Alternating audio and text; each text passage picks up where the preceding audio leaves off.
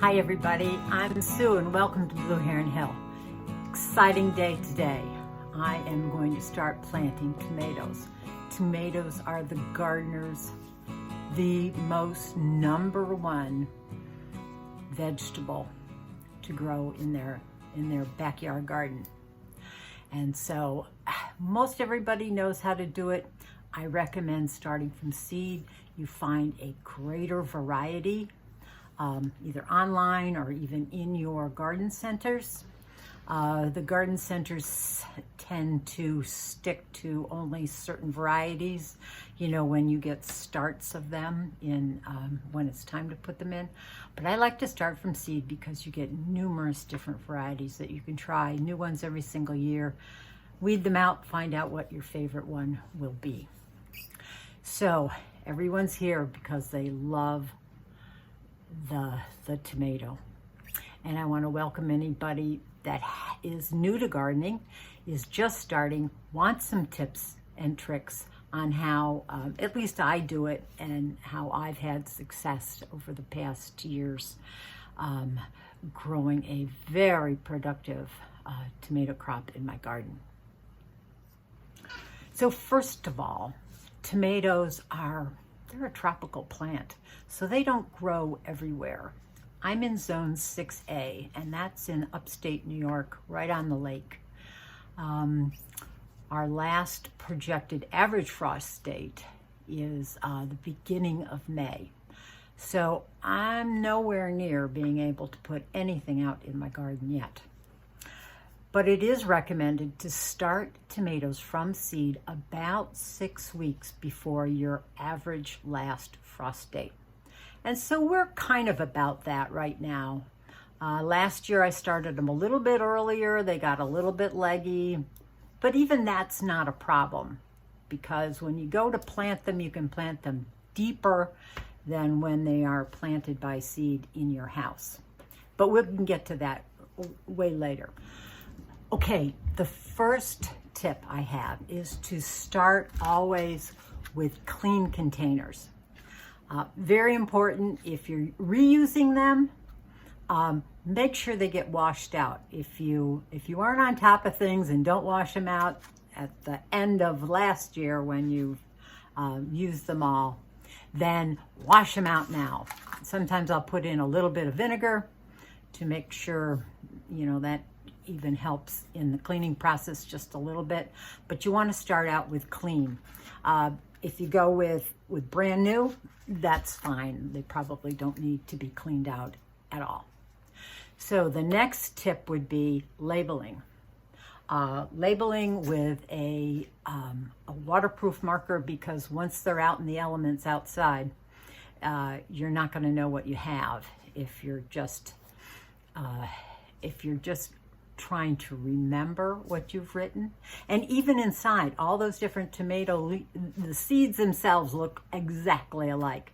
I have perhaps, 10 different varieties at least that are going into my garden this year, so I want to make sure I know what's growing and where to put what different variety. All the leaves are almost going to look exactly the same too, so you can't expect that you're going to recognize a certain plant by the shape of the leaves, because tomatoes in most respects have the same leaf shape. So number 3, these tomato seeds, they look all alike. The tomato seeds have, if you looked at them microscopically, they have a little bit of fuzz on them.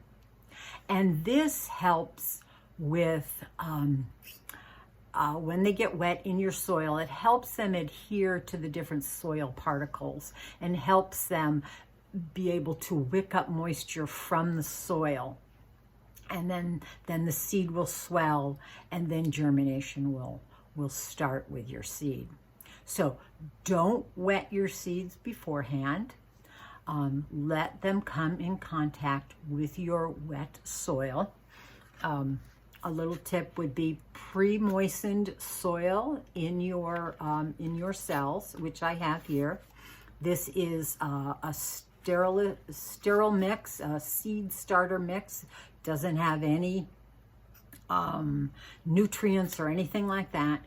The seed is going to provide all of the nutrients that little germinating plant needs to get going, send up those first leaves, it's called the cotyledons, and until it gets its first pair of true leaves, at that point it will need some extra nutritional benefit in the form of a fertilizer. Okay, now bringing you in a little bit close to show you how I will plant my tomatoes. So here are some tomato seeds, and they all look almost exactly alike. I have some current tomato seeds that are like about a quarter of the size of these. We're starting with a sterile seed mix in our cells here, and it's pre-moistened. It is pressed down gently but not compactly. I'm going to put 2 seeds in each cell. I have my markers are already in here. I am doing 3 different types, 2 of each. I am going to make a slight depression in each cell, and I'll put 1 seed in each one of these holes. It just gives you a little insurance. If one, for some reason, doesn't germinate, you're more than likely to have the second one germinate. So there we go. And then either sprinkle a little bit of your mix on top, or you can just ever so gently just cover it up.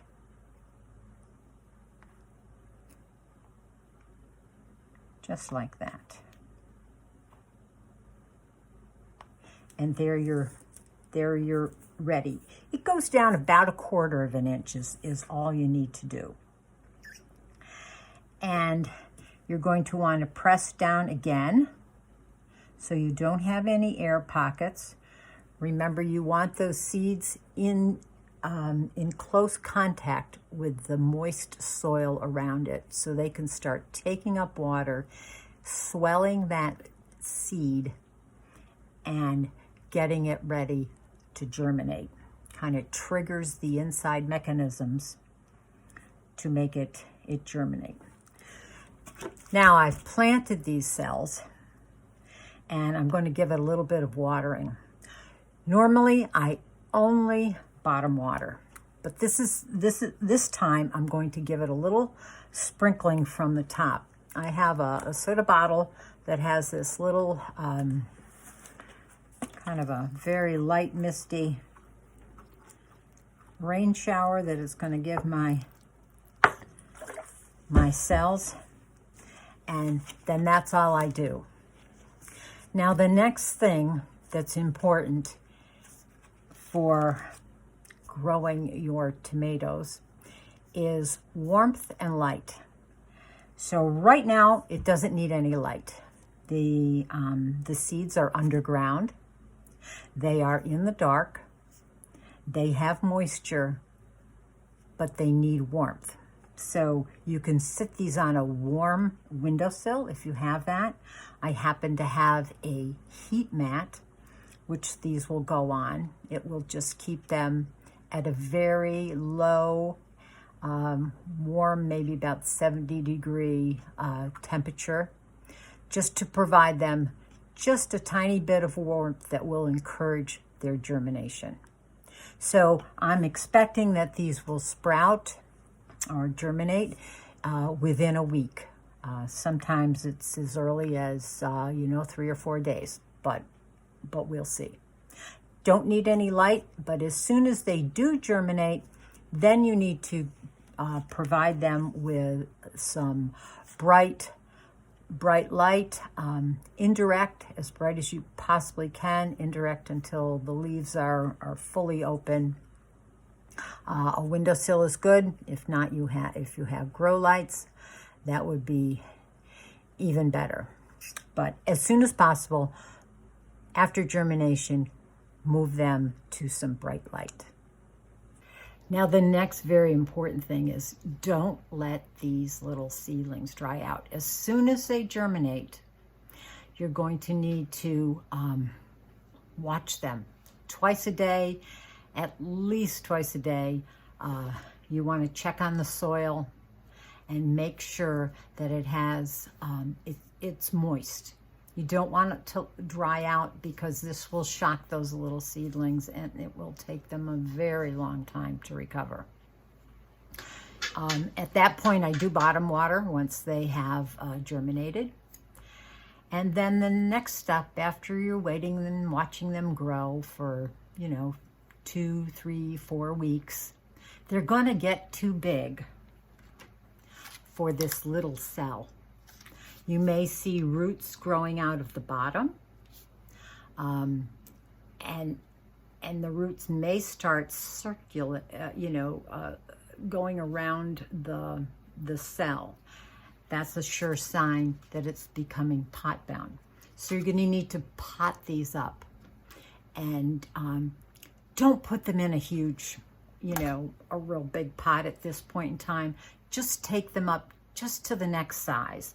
These I would probably put in a 4x, maybe a 3x3, 4x4 at the very most, and let them acclimate to that size before, if you even need to, potting them up to even a larger size. If you're still waiting for your temperatures to warm up outside, then they may need to be potted up to a another larger size. But don't start your seed in a big 6x6. That's overwhelming for that little seedling. Some of the, having that much seed starter in there is, it's just a waste, because after they germinate, as I was saying, after they germinate, and they get their first true leaves, which is not the first two leaves. First two leaves are cotyledons, and the second, they're true leaves, those that look like what an adult plant is going to look. Then you need to start fertilizing. So up pot to just the next size, and then even if you need to go to the next size. But don't start them out in the big, huge pots. It's kind of a waste. So when they come up, we've planted 2 seeds in every pot. If they both come up, great. If one comes up, that's good too. You still have one in there. But you're not going to want to plant those 2 little seedlings. You're not going to want to up-pot those. So when these get to be about 2 inches, if they have their first set of leaves on them, even going into their second set of leaves, and it looks like the roots are adapting very well to that cell, it's time to thin down to 1 seedling per cell.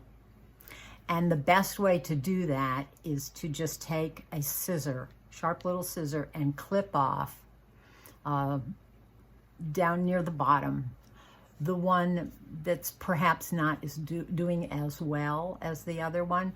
Don't try and pull it out, because those roots, the 2 sets of roots might be, tangled together, and you're going to risk damaging the seedling that you want to keep, its roots. So clip it off with the scissors is best. Try to avoid pinching the stem of that little seedling that you're going to keep, because you may bruise it. It's very, very tender at this point in time. When it gets bigger, that's when you can do it. But when it's still a little tiny seedling with only 1 or 2 sets of leaves, you could bruise that stem and hurt it. Next will come, you'll be getting close to your average last frost date. And you're going to have to do what is called hardening off. And that is gradually adjusting these seedlings, which are a little bit more than a seedling now, at least I hope so. Getting them used to being outside in the elements. And some of the elements will be the sun, of course. They aren't used to having the direct rays of the sun on them. So you're going to have to move them in and out of your house an hour or so every day, every other day. And this should go on for at least a week. Another thing that also will impact your transplants is the wind. So it has to get used to the wind. The wind will harden that stem and make it stronger. You know, as it blows, as the wind blows, that stem is going to react to that.